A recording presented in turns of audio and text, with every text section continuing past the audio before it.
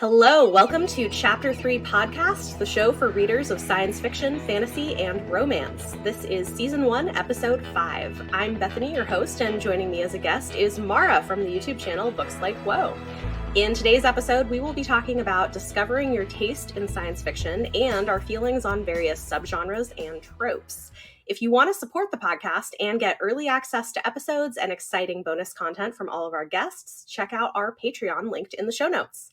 Before our conversation today, it's time for On My Radar, where I share 10 recent or upcoming book releases in science fiction, fantasy, and romance. I will give you my top 9, and my guest will have the opportunity to share one of hers. The books for today's episode will be released between November 24th and December 8th, 2020, with the exception of my guest recommendation. She's free to suggest any upcoming release. So we'll start with romance. First up on November 24th from Kensington is Notorious by Minerva Spencer.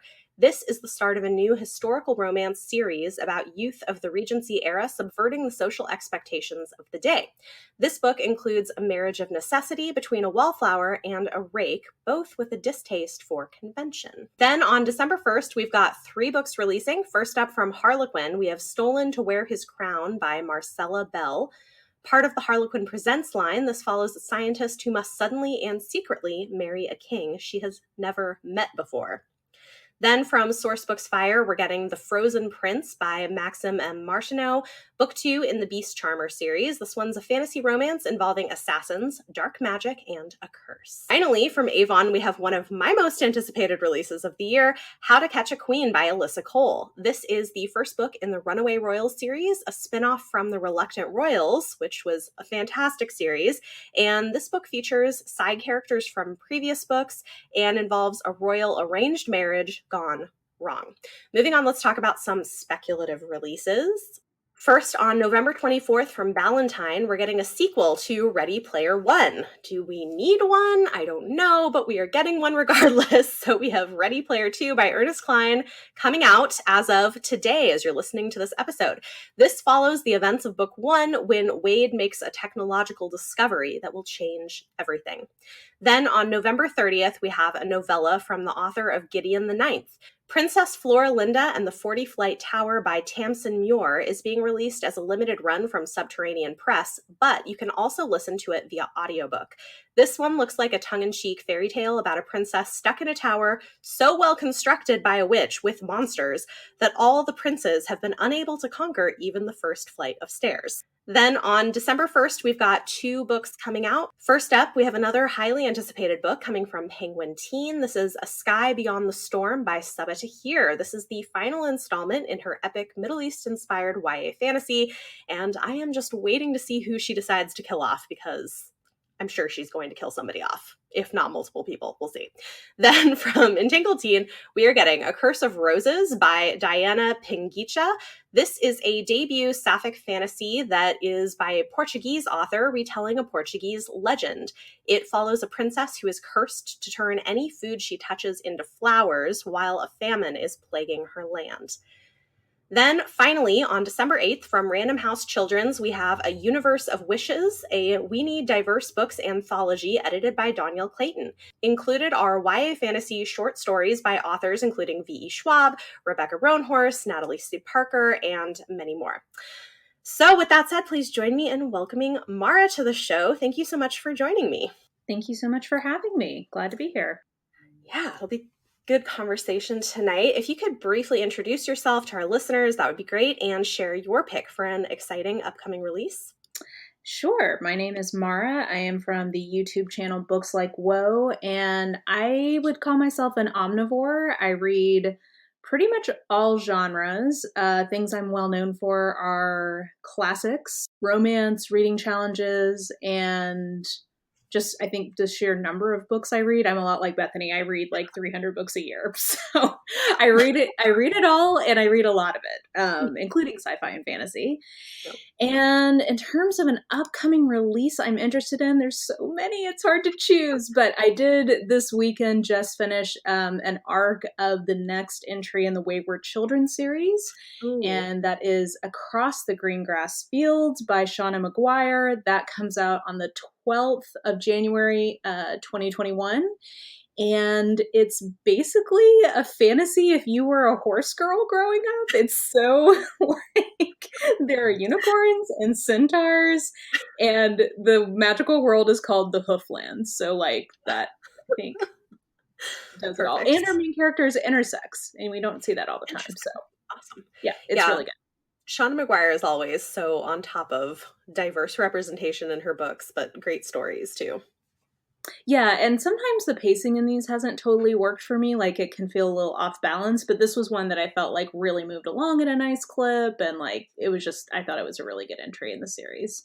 Awesome. Yeah, that's up on my upcoming list of things to read in the next couple months, so that's good to know. Tonight we're going to be talking a little bit about science fiction, and part of this was prompted by Mara. I don't know if you want to share it all, but you this year did kind of a reading / video project on your YouTube channel, and guys, her YouTube channel will also be linked in the show notes, so if you want to follow her over there, you can.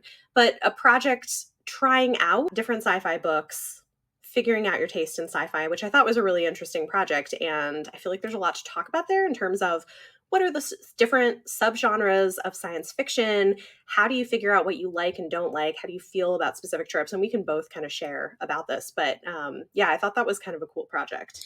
Yeah, I called it Operation Sci-Fi because I have a series on my channel called Know Your Tropes where I kind of talk about tropes and different genres and subgenres that I enjoy. And I think that that's honestly like one of the most empowering things you can have as a reader is language to describe what kind of books you like, because it makes it much easier for you to find books that you like.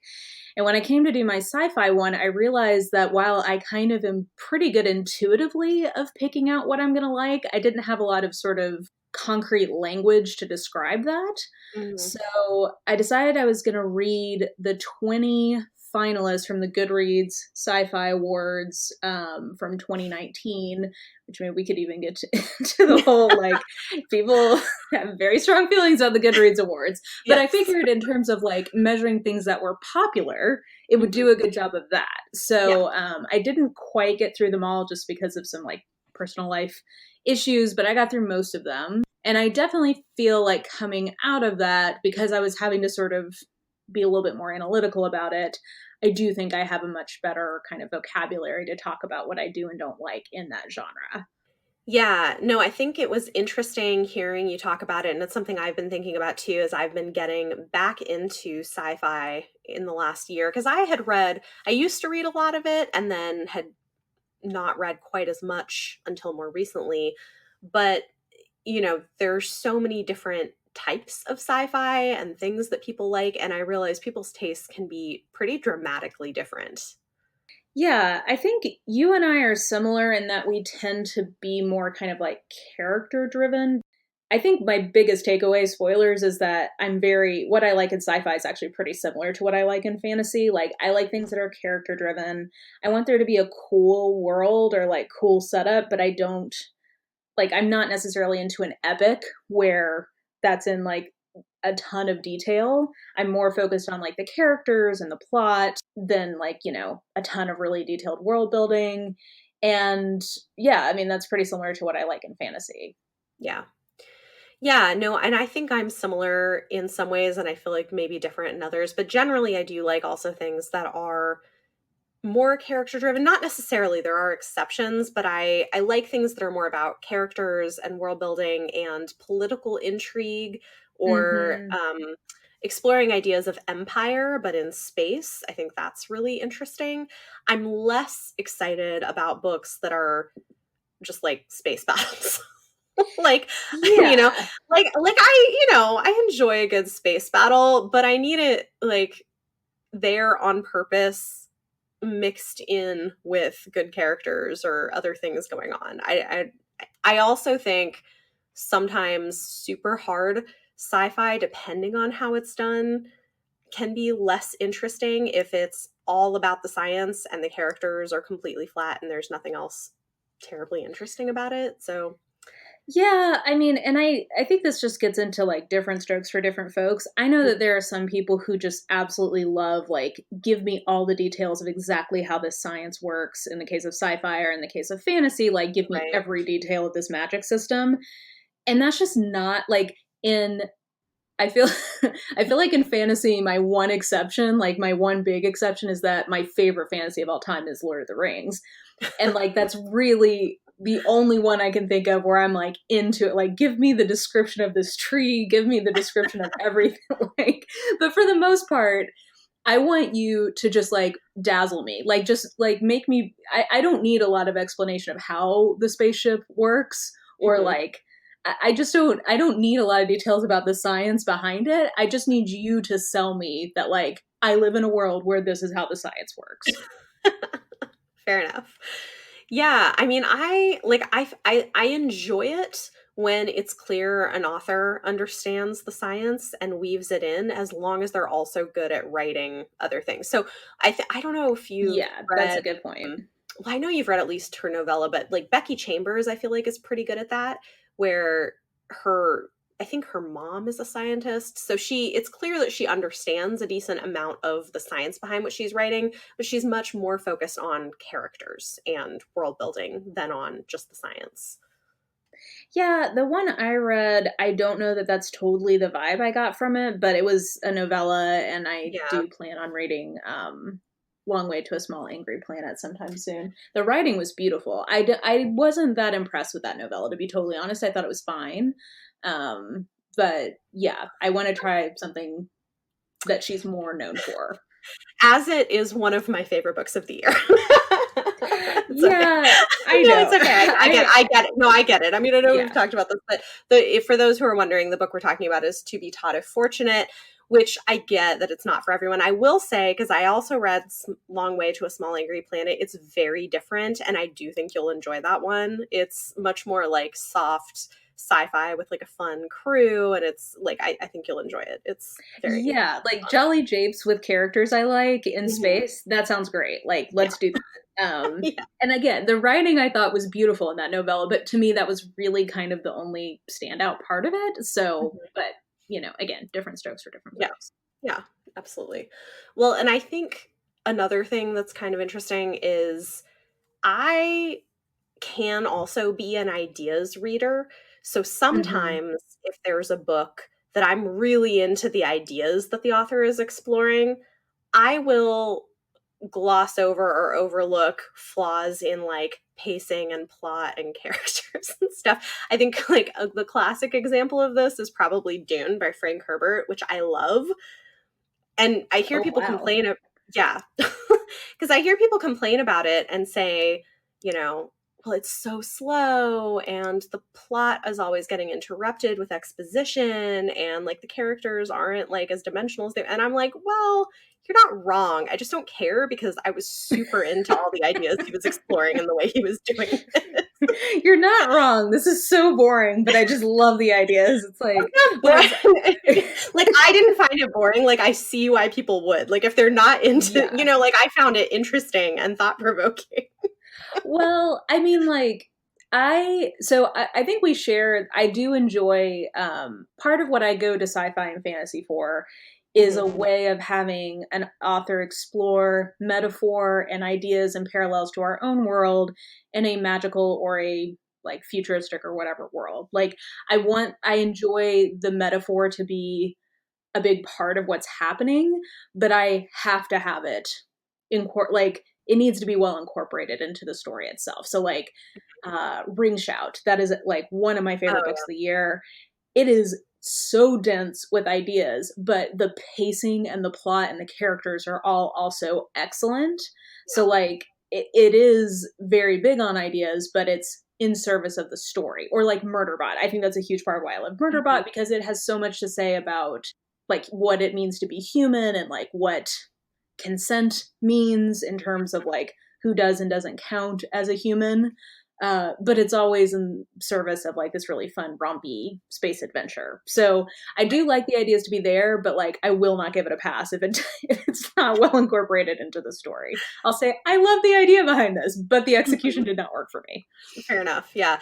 Well, for anybody listening who has not yet read Murderbot, I feel like you should pitch it because you are now like the Murderbot stan.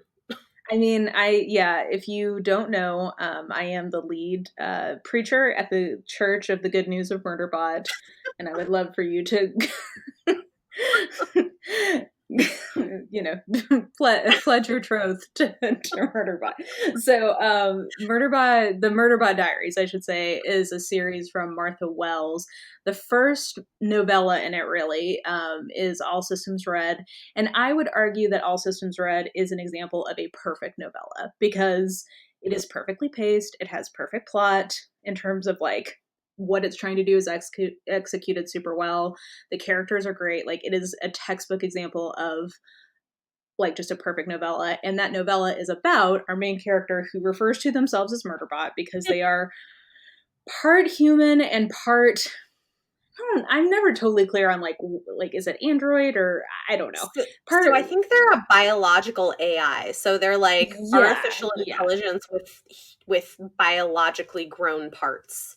Yes. So their humanity is well in the context of the world is they are not considered to be like a full person or however you want to say that, but part the whole point of the series is that like yes they are a person, they have feelings, but anyway they're supposed to not just sort of be mindless drones, and they're one of many of these things called sec units, which basically are designed to be security units for different space explorations, but this particular unit has been able to hack its governor module in its brain, and so it now can think for itself, and it refers to itself as Murderbot because it thinks it's unlovable because it's killed people in the past as a part of its job. But like it's maybe the most cynical, lovable little sentient AI you've ever met. Yeah. And the first book is sort of like an isolated close circle mystery plot, which is part of why I love it. Like it's a kind of a mystery plot. There's lots of action. It's just the best. So go read All Systems Red. Well, and like all Murderbot wants to do is like watch TV. Trashy TV and like be left alone. Murderbot just wants to like find a like room in a spaceship and just like hang out there for eternity watching trashy TV. Yes. But who unfortunately the world does not want to let Murderbot do that. So. Yeah, well the problem is Murderbot has a conscience, so when like the humans and other AIs in its orbit get into trouble, it can't help but help out. Yeah. So yeah. Murderbot is a great character. It's a great series, and you should certainly read it if you haven't yet. Yeah, absolutely. They just they're coming out with a box set of the first 3 novellas, I think. Or no, they did a box set. Oh no, they're coming out with a box set of the first 3 Wayward Children series. They have a box set of the novellas, the Murderbot novellas, I think. Yeah. And Tor.com sometimes does them as free ebooks, so definitely or highly discounted. Yeah, they're great. And the audiobooks are really good too. I like the audiobooks. I've never tried the audio, but yeah, I could see that being a good audio pick. Yeah, no, they're good on audio. Yeah, okay. So with this Operation Sci-Fi project, what are some things you discovered you do and don't like? I've discovered that I'm very picky about a time travel trope. So yeah, like I can love it. Like my favorite book from the whole project is was The Light Brigade by Cameron Hurley. And it is military sci-fi that has a heavy time travel trope in it. So I can like it. I, however, for the most part, did not enjoy the books in that reading project, or I thought they were just okay, that had time travel. And I think what I've learned is that I like time travel if it is a plot device, but I think it's pretty like if a part of the project of the book is getting somewhat into the ethical or moral implications of time travel, I'm pretty picky about that. And I think I found that for the most part, I don't think people do that super well. Yeah. So that was probably one of my biggest findings. There was a lot of time travel on that list. Yeah, I tend not to find that kind of thing is very interesting. Books that are about time travel in terms of what are the ethics or can you change the past or the future. I don't know why I don't find it interesting. I feel like maybe because I saw a lot of movies that were based around that when I was growing up and I just kind of never liked them much. I don't know. Well, I think I find it kind of like emotionally manipulative. I think it's kind of a cheap or easy way to add some like emotional angst. Yeah. And, you know, I think that there's like true moral, ethical, and emotional implications of time travel. Like Hmm. I think if you're willing to do the work, that can be addressed. But I think too often it feels sort of like almost like a tearjerker movie. Like it feels Yeah. melodramatic to me a lot of times. Yeah. And I didn't, and like in the Light Brigade, it's a part of the plot in the Light Brigade is I just love the Light Brigade. It was great, but you know, it's sort of the plot device. It's how the plot is moving along, but there's not all that much time spent. Like that's not where the sort of like main metaphor of the book is. It's much more Mhm. about sort of the ethics of war rather than the ethics of time travel. So that's much more So interesting. yeah, which I just felt like that was a more manageable project. But like Yeah. I read Here and Now and Then by Mike Chen, which was a time travel one. It wasn't my favorite, but I gave it 4 stars because I really did like I thought he sufficiently that was sort of the metaphorical heft of the book. And it Mhm. felt like he sufficiently addressed it in a way that did not feel emotionally manipulative to me. Yeah. A book that I read recently that I thought was that I with time travel that I thought, well, I guess it's not actually, you know what? It's not even it's JK. not time travel, it's parallel universes, which I feel Well, I think that's similarly a about, to be related, honest. yeah, Yeah. yeah. I think It's it's the same kind of like I think it scratches a lot of the same itches. yeah. It like that feels similar to me, but I one thing that I thought it was interesting, it definitely I didn't rate it super high because I think it's a debut novel and you can tell it's a debut novel, so like some things with the plot and pacing weren't ideal, but The Space Between Worlds by Micaiah Johnson Oh yeah, that is one looked interesting. it is really interesting because it's using parallel universes and the way that they work in this world as a way of exploring um, issues of class structure and privilege. Because you can only travel to a parallel universe where your parallel self is no longer alive. And Mm, so there's a corporation that hires people to go, they like make money by finding stuff out about parallel universes. And so they'll hire people to go, but all of the people who can go are people from less privileged backgrounds because their parallel selves are less likely to be alive for various reasons, mm. which is interesting. So I think that's really interesting to me as a project. I don't know that it was executed perfectly, but I thought that was a really interesting way of using that kind of idea. Yeah, I think it does address a lot of the same kind of ideas as time travel because you get into this idea of like multiple selves and like, Right. you know, what happens to your life if a little, you know, a few variables are different or whatever. So yeah, I'm glad to hear that that was at least interesting. I mean, even if a debut isn't perfect, if it's interesting, that to me is always exciting in terms Yeah. of future work. Yeah, absolutely. I'm going to be keeping an eye out for what else she comes out with. She's got an interesting academic background too, which I'm always curious too about authors that have studied like politics or history. Like I tend to find some of their work interesting. Yeah, Which yeah. actually, do you know about the author of Ring Shout, which you mentioned earlier, P. Jelly Clark? So that's his pen name for his fiction, but he's actually a professor who studies like race and history in America. I did not know that, but I mean, that 100% makes sense given that Yeah, book. yeah, Yeah. it's Oh, really that's interesting. such a good book. It is really good. Yeah. Yeah. Yeah, I would say the other, like, one of the other interesting things to me that I discovered was that the books I liked the most were some of the lowest voted for in the awards. And all of the ones that I gave the lowest rating to, like, my bottom three were the top three in terms of votes. That's so funny. um, It's like Goodreads so, Choice yeah. Awards might not be your best way to pick sci-fi. Well, yeah. I mean, like, so the one that won in 2019 was Recursion from Blake Crouch, Oh yeah. and it is time travel. I definitely felt like it, in my opinion, was one of the ones that was like a little bit more emotionally manipulative version of it. But I think part of why I was picky about it is that I am a big mystery thriller reader, and to Hmm. me, it felt like just like not a very good version of a thriller. So I wonder if like you don't read a ton of thrillers, if it would have felt like fresher, maybe. Oh, I don't that's know. interesting. Yeah, maybe. I haven't read it because I know it has time travel and I've thought, oh, well, I should because I should try something by him, but I keep putting it off because I don't really like time travel books. Yeah, I mean, if you already don't like the trope, it's not the one I would recommend to Okay, someone well, trying to get into it. that's good to know. I might not try so hard. I Yeah. really enjoy things with a lot of politics and stuff. I don't know if have you read A Memory Called Empire by Arkadim Yes, Mateen Marine?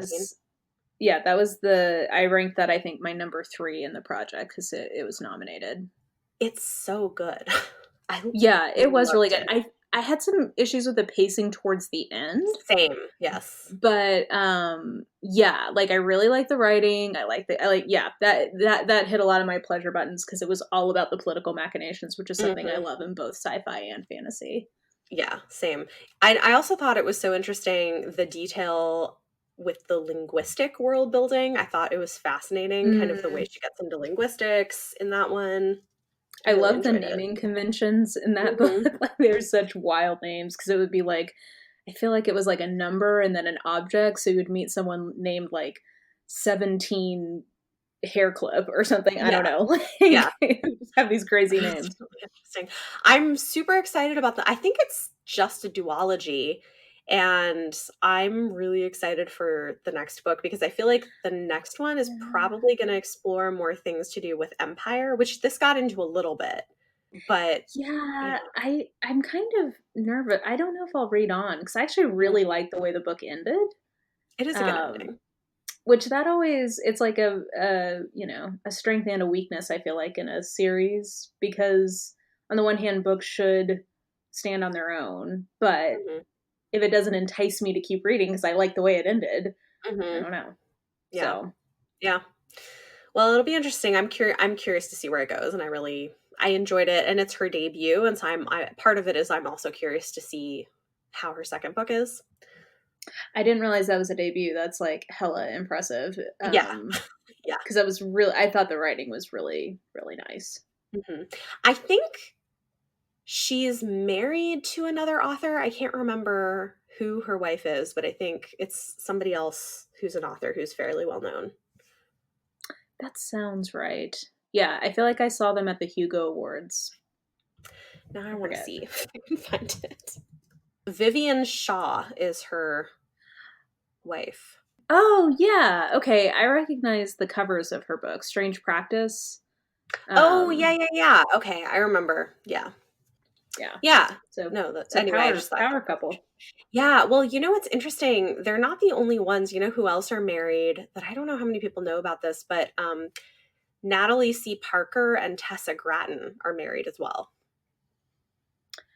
I know Tessa Gratton, or I know of Tessa Gratton, but I don't know that I know of Natalie C. Park. Natalie C. Parker writes more YA. She wrote the Seafire books, or Seafire, which was Hmm. like a YA kind of group of girls on ships fantasy thing, and she's written some other things. Oh. So, yeah. Okay, I recognize these covers. Yeah. Okay, Yeah. well, there you Yeah. go. So, it's always interesting. I'm always curious about authors' personal lives. So, It just depends. yeah. Yeah, sometimes I don't want to know more because when I find out more, it's like, oh, okay. Fair. But sometimes it's Yeah. great. Like Courtney Milan has like the best personal life stuff ever. Like, Yeah. so it's So I know we're talking about sci-fi, but I'm so glad because you sent me the first book by her that I ever read, yes. and last month I read like 3 of her books.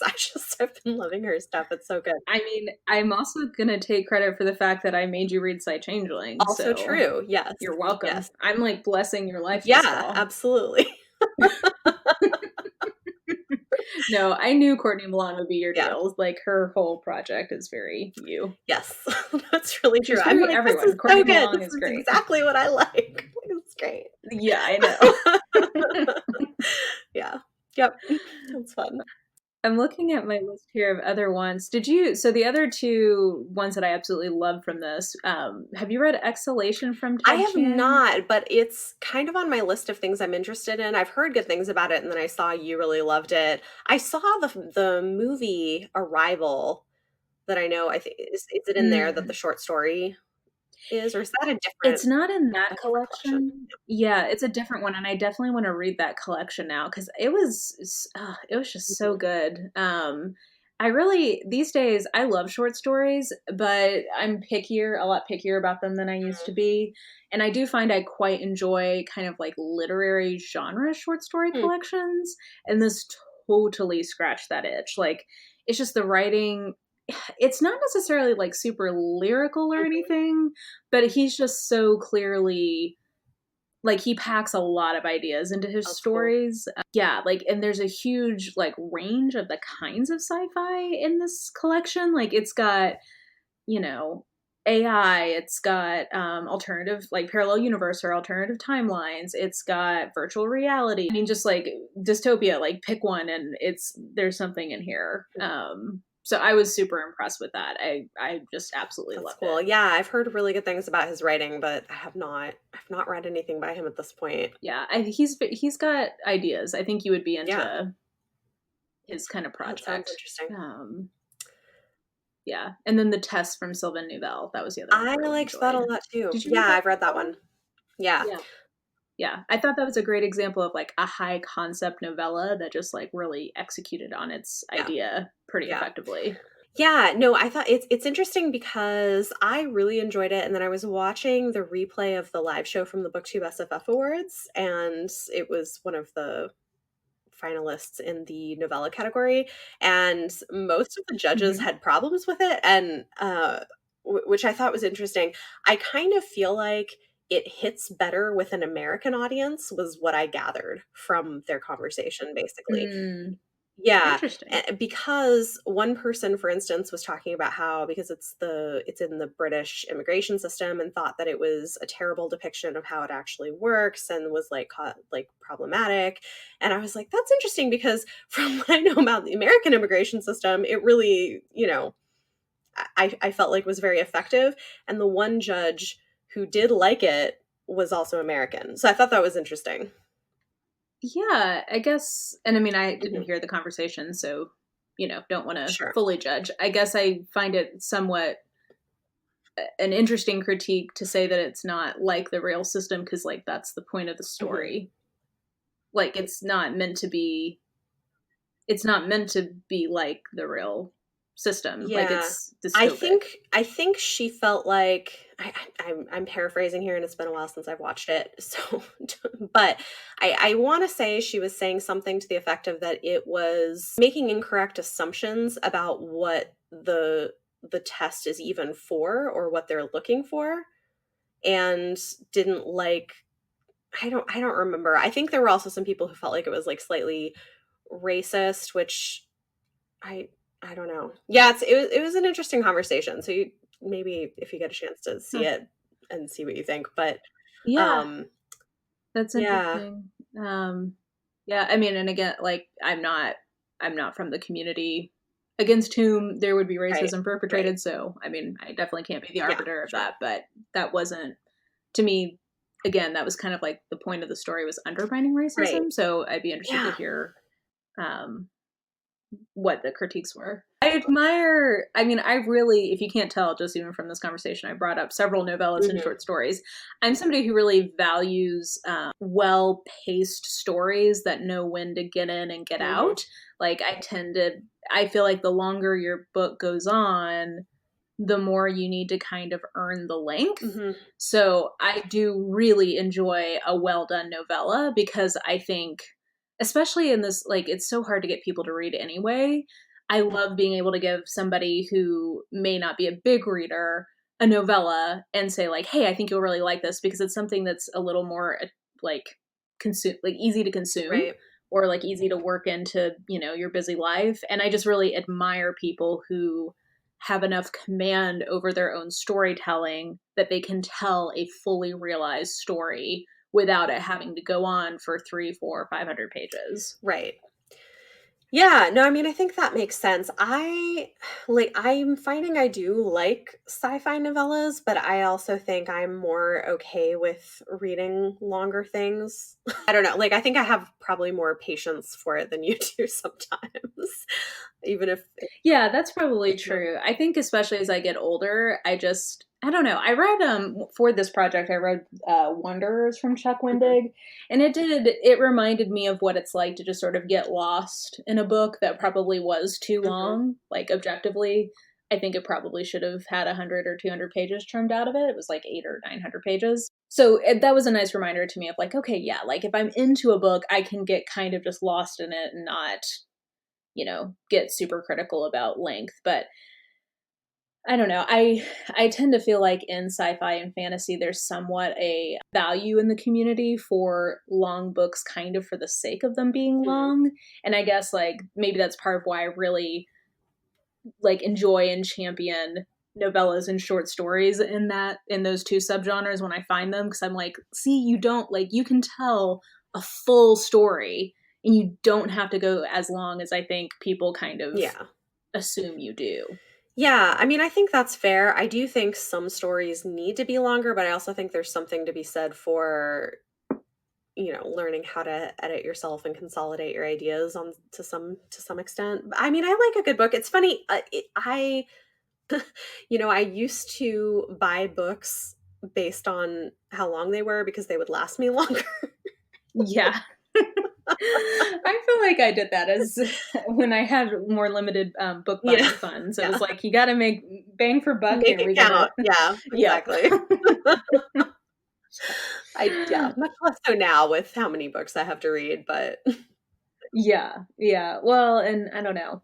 I mean, I definitely can get, like, I'm thinking, I read the first book in Robin Hobb's Farseer oh yeah. trilogy this Mhm. year, which is sort of a long, meandering book. And, like, I enjoyed that. Like, I can get swept away in it. I guess I want to like I don't know challenge this sort of prevailing perspective in speculative fiction where it's like, oh, if it's not a doorstopper, it's not detailed enough, or Right. it's not whatever enough. It's like, okay, well, sometimes like some authors are able to do this with much fewer pages and Yeah. be much more Yeah. effective. Cough. Well, Well, I was about to call someone out. I'm not going to. okay. Okay, I almost called a very popular author onto the table, and I held myself back because I don't want to. I don't want those Okay. comments. Fair. Oh, goodness. One thing, I don't know that these are paced perfectly, but just in terms of ideas, the Binti trilogy by Nnedi Okorafor, which are sci-fi novellas. Yeah. And those, I mean, I think they're not necessarily perfect, but she packs so much world and so many ideas into so few pages. It's really remarkable. Yeah, I mean, I I did have problems with those novellas. Agreed definitely on the density of ideas, but I'm actually even more impressed with her Akeda Hmm. fantasy series for YA middle grade, because it's the same thing. Like they're not, I mean, they're YA middle grade, they're not that Yeah. long, but like the amount of world building and the amount of just like crazy things that happen in those Hmm. books, like it's like, Yeah.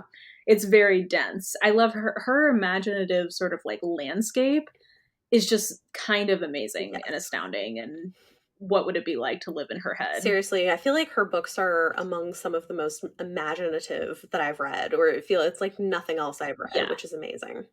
e- exactly. And I love authors like that, where it's like, I can't think of somebody else who is exactly like Yeah. this author. I love that Yeah. feeling. Okay, so one example of this that I know you were less a fan of, but I feel like falls into that category, is Tamsin Muir, who wrote Gideon the Ninth. I know you DNF'd it and it was like not for you, Yeah. but Yeah. I It is, she is distinct. I 100% agree with that. very distinct. Well, and I think she's doing really interesting things with the craft of the novels, really kind of outside the box. Because I read the second book in the series, Hair of the Ninth, and I ended up landing on 4 stars for it because I was like, basically, the reading experience of the first half to 2/3 of the book is not a pleasant one because it's very disorienting and confusing, and you don't understand what's going on, and it's not pleasant. But Huh. if you stick it out, it all eventually makes sense and it's like brilliant, and the choices that she made that didn't make sense earlier in the narrative structure and style are like perfect. And I don't know, I just was like, whoa, this is really amazing and really cool. Not necessarily the most fun thing to read as a reader the first time around, but like so well crafted, you know?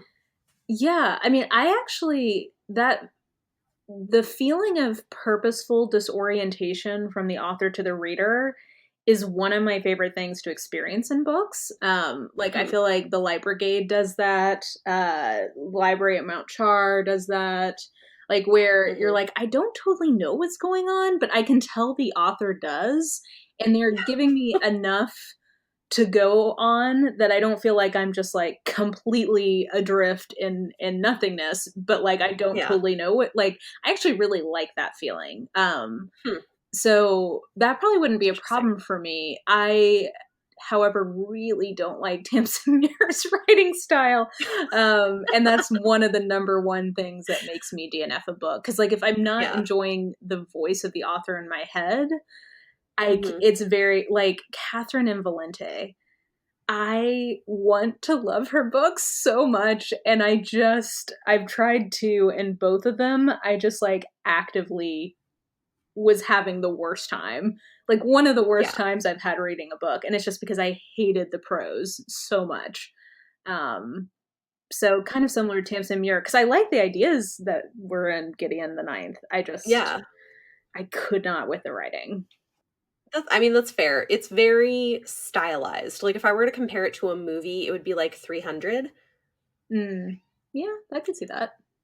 And which, you know, so she's got like very kind of like over the top stylized brutal sort of writing. And Gideon, I think also what's interesting, so this is the other thing that's interesting, is book two is not from Gideon's perspective. Mhm. And so that's the other thing, is it feels very different. So a lot of people don't like Gideon as a character. I love her as a character. I think she's great. I realized how much my love for the first book in the series, when I was reading the second book, was carried by my love of her as a character.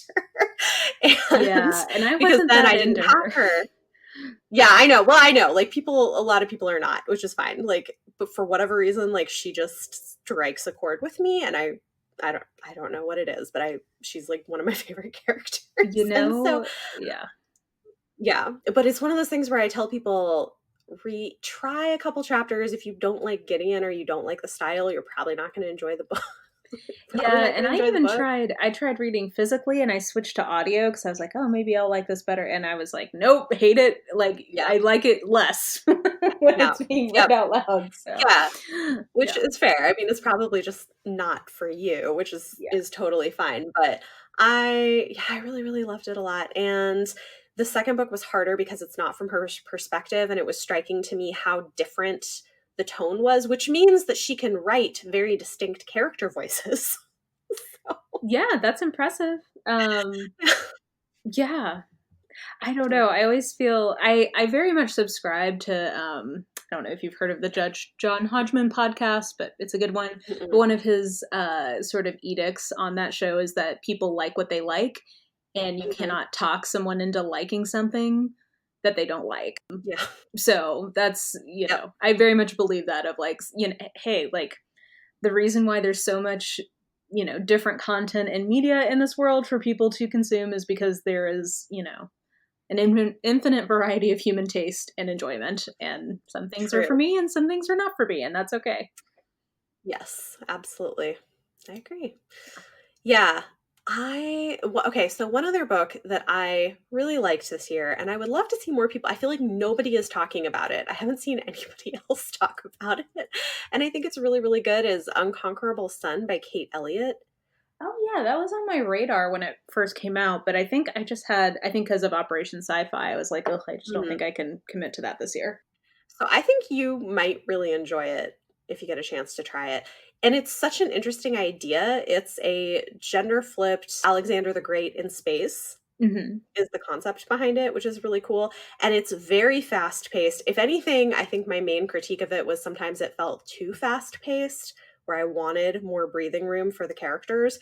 But it's really interesting in terms of politics. It's got a lot of that political intrigue, a lot of complex courtly politics and relationships and different moving pieces. And it's also dealing with ideas of empire, and it's got battles, and it's great. It's got like everything. And I'm like, why is nobody else talking about this book? It's really good. Well, Kate Elliott is one of those authors I've wanted to try because I feel like she's sort of one of those like underloved pioneers of female speculative romance writers. Yeah. So I have a different book from her on my shelf. Ooh, it's called Cold Magic. That's what it's called. Oh, that's good. Yeah, I've heard good things about it, and I want to try her for that. You know, like I don't know. I'm always into the pioneering ladies of different genres, so I want to try her and give her a chance. But I'm glad the premise of that one intrigued me when it was coming out. So maybe someday, I'm sure my library has it. Yeah, I mean, I feel like it's the kind of sci-fi you would probably enjoy. So. Yeah. This was not something that was represented in Operation Sci-Fi, but something I have very much solidified for myself this year, probably recently vis-a-vis my love of Ruby Dixon. But I've also realized how much, like, I knew that I really liked fantasy romance, but this year I also feel like I've really like dug into my love of sci-fi romance. Because I feel like a lot of it is very like metaphorically, it's dealing a lot with essentially like cross-cultural romance or even sometimes like interracial romance.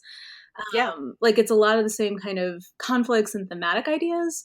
And then like also they tend to be just sort of like light and fun and very character driven, obviously, which is something I like in sci-fi in general.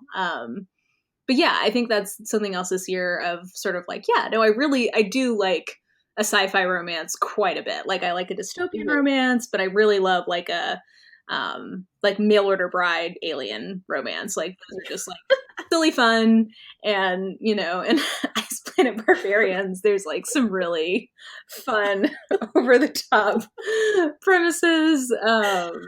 And I'm like, I think on book like 15 right now. So oh my gosh. Binging those.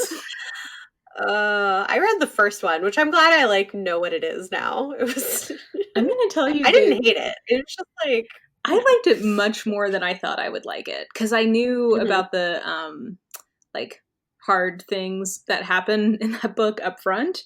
And I thought that would like totally kill my. Bothered by. I thought that was going to totally keep me from liking that book at all. Yeah, but I actually, especially because then there's like a novella between the first book and the second book where they like really address some of what happens at the beginning of that book. Interesting. And it made me feel like it was more kind of like respectful. So anyway, that's interesting. Yeah, I was less bothered by that. A little jarred. I guess. It's a lot. There's basically just content warning for people. There's like on page pretty frank descriptions of sexual assault. Yeah, pretty early on.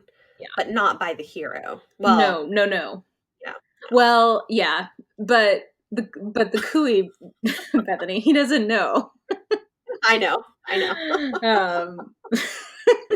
But like they get like I think the first couple of them are a little like heavier in tone, but they get really like pretty rompy pretty quickly, and they're very bingeable.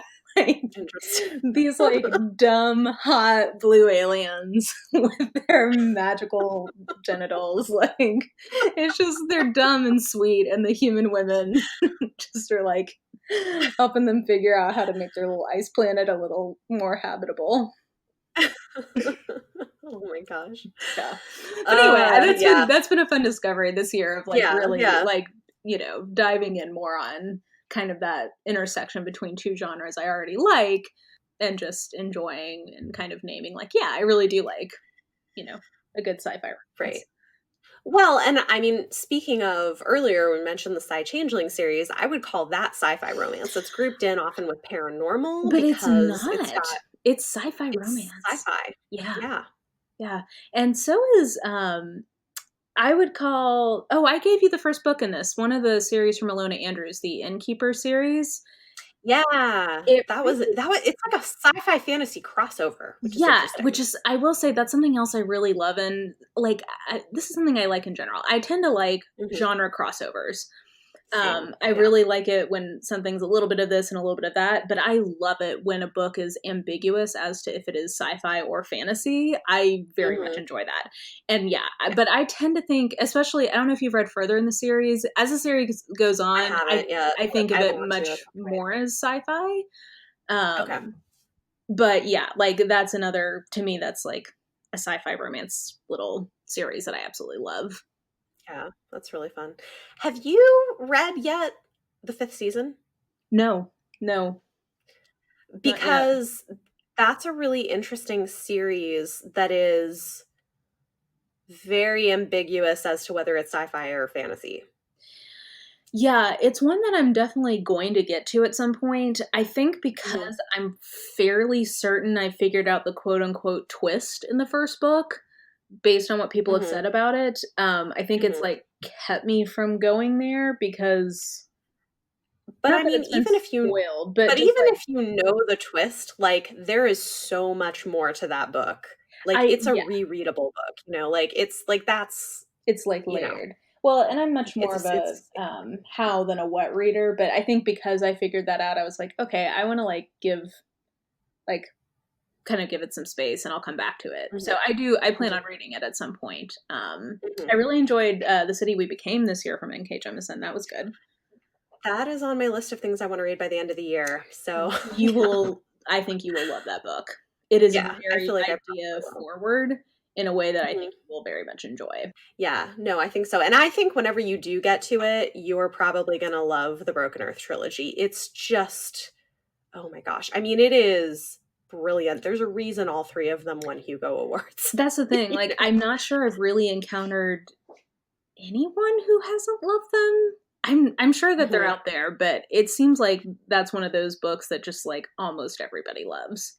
Yeah, I mean, I think I've seen some people, the people who seem not to like it feel like it's too dense and complicated. I don't think it is actually that, but I think sometimes those people are people who are not used to reading a lot of more intense adult sci-fi or fantasy in the first place. Hmm.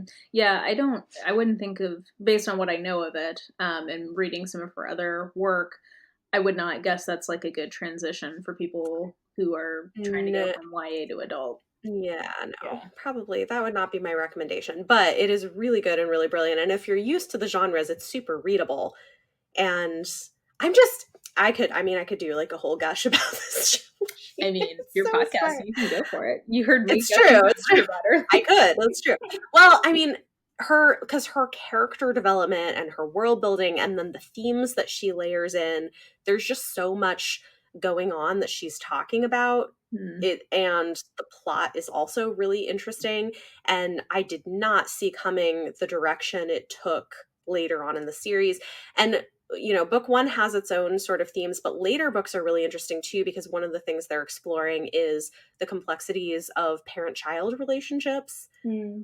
which is there's just so much. And then there's stuff dealing with systemic racism and oppression, stuff about privilege, stuff about how we think about family and relationships, and there's a lot layered in with the characters, but then there's the larger world piece of it, and then there's all these other things that I can't talk about because they'd be super spoilery that you find out later. So it's just it's pretty amazing. Yeah, I know I'm gonna love it. I so I don't know. Well, actually, I do know that you probably relate to this just based on the fact that you also read as much as you as I do. Yeah.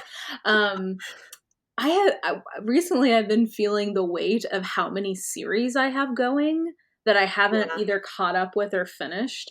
And I do think Mm. that one of my goals probably for 2021 is to stop starting as many series and to Mm. try to catch up with some of them.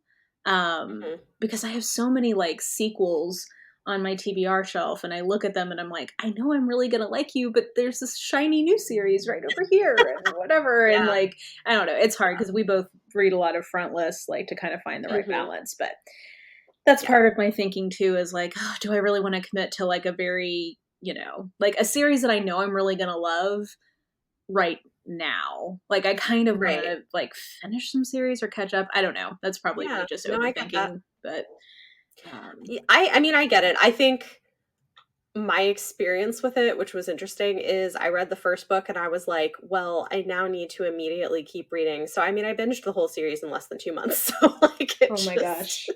Well, see, and like, yeah, that's what I'm doing right now with Ice Planets. I hmm couldn't do that with In Death just because of how many there are, but hmm I did read those pretty quickly. Side Changeling I read in 6 weeks, not even. I read that in Oh like a wow. month. Oh my Where are gosh. you in Side Changeling? I just finished book 10, which was great. It's such a good It was one. And such Bethany, a good when I tell you that the 12th book is one. everything, like if you think book 10 is good, like strap yourself in. Like the I am 11th book looking is forward one of my least favorite in the series. It's okay, but the 12th to book, it. 12, 13, and 14 are all great, but 12 is just like chef's That's kiss. awesome. Yeah. Yeah, no, 10 is definitely I actually recently ordered copies of my favorites so far in the series in the trade paperback covers because I like those covers better. Yeah. The covers get good at the 12th book. Like they started hmm getting more what I would call like neutral covers because they realized hmm like, oh, maybe non-romance readers would like these, and like lo and behold, hmm yes. Yeah. But yeah, no, I hear you. Yeah. Yeah, but so I ordered those. It's funny to me. I like them even when I don't love the That's romance. the I just keep thing, reading. because it's like it's your pals, hmm like just Yeah. hanging out with the different clans and tribes, and yeah, I mean, hmm a Yeah. bad side changeling book is still like a better time than I have in many things I read. Yeah. No, it's great. So I think so I've read 10 so far and I'm buying 4 of them. Yeah, So, pretty good hit yeah. rate. I Yeah. let me guess. Okay, Caressed by Ice, obviously. Mhm. Definitely. Kiss of Snow, obviously. Uh-huh. I think you liked some of the kind of like I think you liked 7 and 8 better than I did. I need to find okay, because now I'm Did not you gonna get the remember. one with Mercedes? Okay, so I got book 1. So I actually really liked Slave to Sensation. I liked I them. yeah, I think I like it better in retrospect. I for some reason I feel nervous like you have to start at the beginning of Side Changeling. Yeah. Like you can't really read that series out of order, but I always feel nervous telling Mhm. people that cuz for whatever reason in my mind I have it that the first one is not that good, but I think it's just because Mhm. I know how good it gets later on.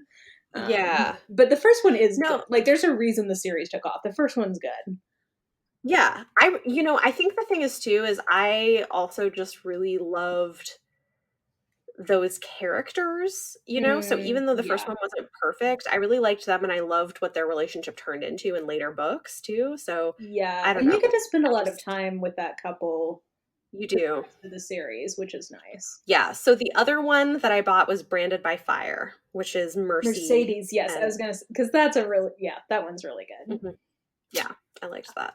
So And okay, yeah. okay, those are good picks. Book 12, book 12 is like one of my top favorite books ever of all time. Like even not just in a series, it's just I don't. Well, now I feel like I'm overhyping it, but I didn't overhype. Like I didn't overhype Caressed by Ice, right? Like I Yeah. mean, you like I No, think you Caressed by Ice is I mean, it's on my favorites of the year list. It's great. oh, it's oh my Yeah, gosh, Judd. I love it. Still my beating heart. Okay, well anyway, sorry. I didn't mean to make Mhm. this the side changeling cast, but No, this is great. That's fine. I think what I really loved about well, I mean, I liked everything about Caressed by Us, but I think the thing for me that pushed it over the top into favorite status for the year was the way that it handled a intimate relationship after having experienced trauma. yeah, for sure.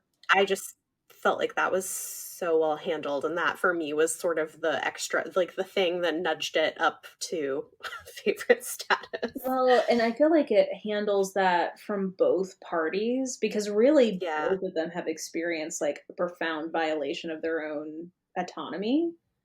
Yep. Um, so, yeah, the Yep. power dynamics in the entire Side Changeling series is just fantastic. Like, yeah, this is part of why I like sci-fi romance. Because Side Changeling, I agree, is a sci-fi romance series, but same for fantasy.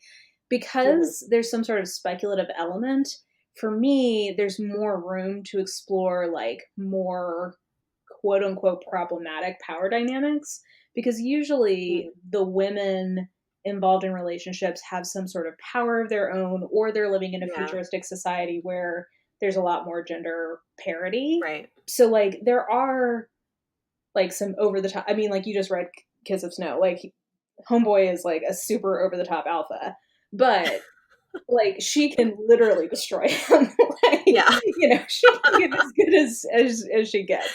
So for Yeah. me, it opens up space to have like these interesting explorations of tropes of like power Mhm. dynamics that I would not be comfortable with. Probably not in a contemporary, but certainly not in a historical. Yeah, absolutely. Well, I mean, alpha male is never my favorite thing, but I am much more okay with it in this kind of speculative series if the heroine is not kind of a pushover. Yeah, So, well, and I can deal with the heroine being a pushover if it's protective alpha in these kind mm, of books, which I think I probably have a higher tolerance for that than you do. I think so, yeah. Yeah, but Which is but in okay. general, yeah, I would agree. Like part of what I like is okay, yeah, like he's kind of an alpha hole, but like she's also like not taking any guff, so No. it's not a problem. Well, and also I think particularly book 10, that relationship had just been such a long time coming. Oh my gosh, right? So, yeah. And then and I feel like the payoff at the end of that book with like how the political part of it comes together and then like how her Yeah. power gets resolved because like well, Mhm. and this is what Nalini Singh does so well. She sets these situations up and you're like, it's impossible. Like, how are they going to survive? And then, like, she does it. Magically, it's Every fine. time she figures out a way to, like, sell me on it. And I'm like, that's how. Like, that's how they survived. And I loved it. Like, Yep, that yep, ending it's scene with great. Lauren, I'm just like, yes. Or no, wait, what's Yeah. her name? Sienna? Is that her name? Yeah, Sienna. Yeah, yeah, Mhm. Sienna. I'm just Yeah. like, ugh, like, it was everything I Yep. wanted and Yeah, more. it was good. Yeah. Yeah, I really liked it a lot. It was Yeah. great. Okay, well, I think we are about at time for this episode. Well, this has been Anyway, fun. So thank you so much, Mara. And Mara and I are going to stay after. She records some special bonus content for patrons. So again, you can check that out in the show notes if you guys want to get in on that. We've had some really exciting juicy bonus content from all of our previous guests. Again, this has been Chapter 3 Podcast, and I'm your host, Bethany. You can follow us on Twitter at Chapter 3 Podcast, and you can also find me on YouTube at Beautifully Bookish Bethany if you want even more book content from me. The next episode will be available in 2 weeks, and this episode's bonus content will be available to patrons in the next couple of days. Thanks for listening.